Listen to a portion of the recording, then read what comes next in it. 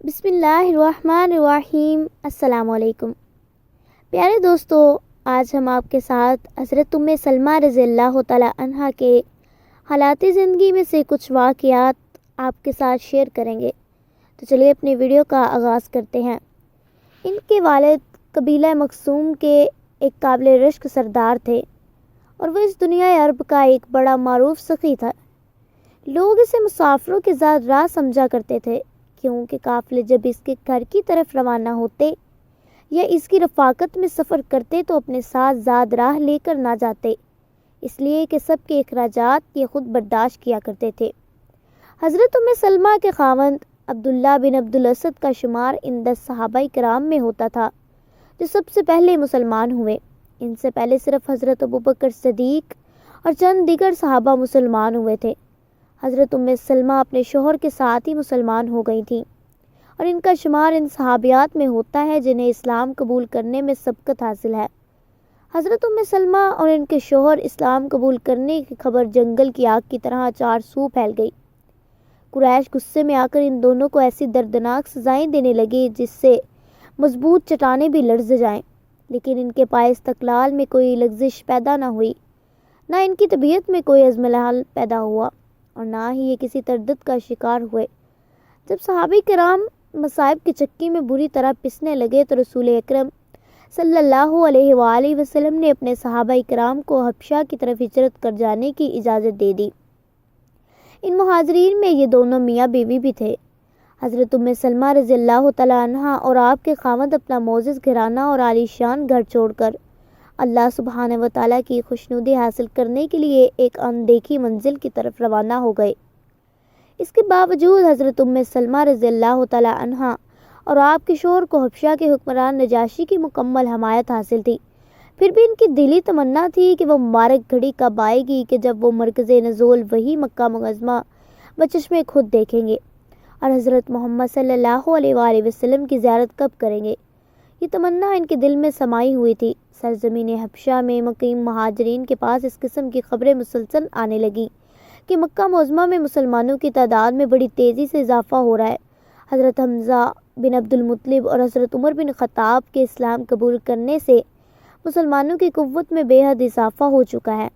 قریش کی جانب سے ظلم ختم ہو چکا ہے۔ یہ سن کر مہاجرین نے اطمینان کی سانس لی اور ان میں سے چند نے ایک نے مکہ معظمہ واپس جانے کا عزم کر لیا اور کشاں مکہ معظمہ روانہ ہو گئے۔ ان واپس آنے والوں میں حضرت سلمہ اور آپ کے شوہر بھی تھے، لیکن ان واپس آنے والے مسلمانوں کو جلد ہی اس بات کا احساس ہو گیا کہ انہوں نے واپس آنے میں جلد بازی سے کام لیا ہے۔ جو خبریں ان کے پاس پہنچ رہی تھیں ان میں بہت زیادہ مبالغہ تھا۔ صحیح صورتحال یہ تھی کہ جب حضرت حمزہ رضی اللہ تعالیٰ عنہ اور حضرت عمر رضی اللہ تعالیٰ عنہ مسلمان ہوئے تو قریش اور زیادہ بھڑک اٹھے اور انہوں نے مسلمانوں پر مزید ظلم ڈھانا شروع کر دیا، جس سے مسلمانوں کی مشکلات میں بے پناہ اضافہ ہو گیا۔ مشرکین نے مکہ مکرمہ میں آباد مسلمانوں کو ایسی دردناک سزائیں دیں جن کی مثال نہیں ملتی۔ اس اندیشناک صورتحال کو دیکھ کر رسول اکرم صلی اللہ علیہ وآلہ وسلم نے اپنے جان نثار صحابہ کرام رضی اللہ تعالیٰ عنہ کو مدینہ منورہ ہجرت کر جانے کا حکم دیا تو مہاجرین کے پہلے قافلے میں حضرت سلمہ رضی اللہ تعالیٰ عنہ اور آپ کے شوہر نے شمولیت کا ارادہ کیا، لیکن اس دفعہ حضرت سلمہ رضی اللہ تعالیٰ عنہ اور آپ کے شوہر کا مکہ سے ہجرت کرنا اتنا آسان نہ تھا۔ اس دفعہ انہیں انتہائی مشکلات کا سامنا کرنا پڑا۔ ہم یہاں مشکلات کی یہ کہانی حضرت سلمہ رضی اللہ تعالیٰ عنہ کی زبانی آپ کو سناتے ہیں، اس لیے کہ جس طرح اپنی آپ بیتی وہ خود عمدہ پیرائے میں بیان کر سکتی ہیں، کوئی دوسرا اتنے اچھے اسلوب میں اسے بیان نہیں کر سکتا۔ حضرت سلمہ رضی اللہ تعالیٰ عنہ فرماتی ہیں، جب حضرت ابو سلمہ رضی اللہ تعالیٰ عنہ نے مدینہ ہجرت کر جانے کا عزم کر لیا تو انہوں نے مجھے ایک اونٹ پر سوار کیا۔ میرا ننھا بیٹا سلمہ میری گود میں تھا۔ انہوں نے اونٹ کی نکیل پکڑ کر سیدھا چلنا شروع کر دیا۔ ابھی ہم مکہ معظمہ کی حدود سے نکلے نہ پائے تھے کہ میری قوم بنو مخزوم کے چند افراد نے ہمیں دیکھ لیا اور انہوں نے ہمارا راستہ روک لیا۔ انہوں نے ابو سلمہ رضی اللہ تعالیٰ عنہ سے کہا، اگر تم نے اپنی مرضی کو ہم پر ترجیح دے ہی لی ہے تو اس عورت کو اپنے ہمراہ کیوں لے جا رہے ہو؟ یہ ہماری بیٹی ہے، ہم اسے تیرے ساتھ کسی دوسرے ملک جانے سے قطعاً اجازت نہیں دیں گے۔ پھر انہوں نے آگے بڑھ کر مجھے ان کے ہاتھ سے چھین لیا۔ جب میرے سرتاج شوہر کی قوم بنو اسد نے یہ منظر دیکھا کہ مجھے اور میرے بیٹے کو چھین کر لے جا رہے ہیں تو وہ غضبناک ہو گئے۔ انہوں نے کہا، اللہ کی قسم، ہم تمہارے قبیلے کی اس عورت کے پاس یہ بچہ نہیں رہنے دیں گے۔ تم اسے ہمارے قبیلے کے مرد سے زبردستی چھین کے لے جا رہے ہو۔ یہ ہمارا بیٹا ہے، اس پر ہمارا ہی حق ہے۔ پھر وہ میرے بیٹے کو مجھ سے چھین کر اپنے ساتھ لے گئی۔ صورتحال میرے لیے ناقابل برداشت تھی۔ ہمارا شیرازہ بکھر گیا، شوہر مدینہ منورہ ہو گیا، بیٹے کو بنو عبد الاسد اپنے ساتھ لے گئے اور مجھے میری قوم بنو مخزوم نے زبردستی اپنے ساتھ رکھ لیا۔ ہمارے درمیان پل بھر میں جدائی ڈال دی گئی۔ میں ان روح فرسا صدمات کو برداشت کرنے کے لیے تنہا رہ گئی۔ میں غم غلط کرنے کے لیے ہر صبح اس مقام پر جاتی جہاں جدائی کا یہ واقعہ پیش آیا تھا۔ میں وہاں بیٹھ کر دن بھر روتی رہتی اور شام کے وقت گھر واپس آ جاتی۔ تقریباً 1 سال تک یہ سلسلہ جاری رہا۔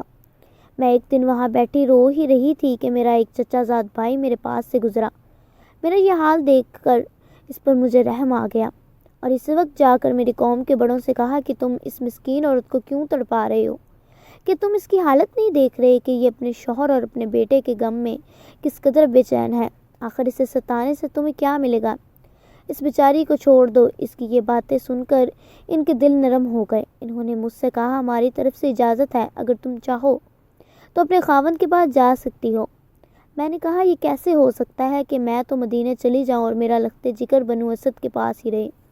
تم ہی بتاؤ، میرے غم کی آگ کیسے بجھے گی؟ میری آنکھوں کے آنسو کیسے خشک ہوں گے؟ میں ایسا ہرگز نہیں کر سکتی کہ اپنے شوہر کے پاس مدینے چلی جاؤں اور میرے بیٹے کو مکہ ہی میں رہنے دوں اور اس کے متعلق مجھے کچھ معلوم بھی نہ ہو۔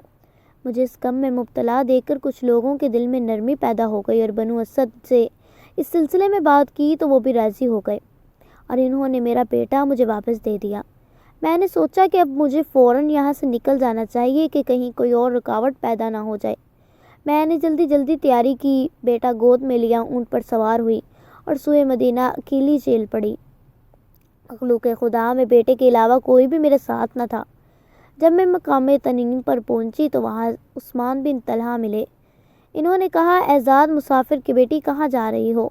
میں نے کہا، مدینہ منورہ، اپنے خاوند کے پاس جا رہی ہوں۔ انہوں نے کہا، کیا اس سفر میں تمہارے ساتھ کوئی نہیں ہے؟ میں نے کہا، باخدا میرے ساتھ اللہ تعالیٰ کے سوا کوئی نہیں۔ اللہ کی قسم، اب میں تمہیں مدینہ پہنچا کر واپس آؤں گا۔ پھر اس نے اونٹ کی نکیل پکڑی اور آگے چل دیا۔ اللہ کی قسم، میں نے عرب میں اس سے زیادہ نیک دل اور شریف انسان نہیں دیکھا۔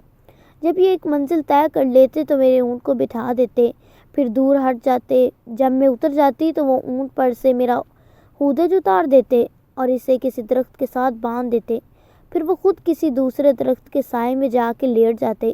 جب روانگی کا وقت ہوتا تو یہ میرے اونٹ کو تیار کر کے میرے پاس لے آتے۔ جب میں اونٹ پر سوار ہو جاتی تو وہ اس کی نکیل پکڑ کر چل دیتے۔ وہ ہر روز اسی طرح میرے ساتھ حسن سلوک سے پیش آتے، یہاں تک کہ ہم مدینہ منورہ پہنچ گئے۔ جب بنو عمرو بن عوف کی بستی نظر آئی تو انہوں نے مجھے کہا، آپ کا خاوند اس بستی میں رہائش پذیر ہے، اللہ تعالیٰ کی برکت سے اس میں چلی جائیں۔ یہ کہا اور ہمیں وہاں چھوڑ کر مکہ معظمہ واپس لوٹ گئے۔ یہ منتشر گھرانہ بڑی طویل جدائی کے بعد پھر اللہ تعالیٰ کے فضل و کرم سے اکٹھا ہو گیا۔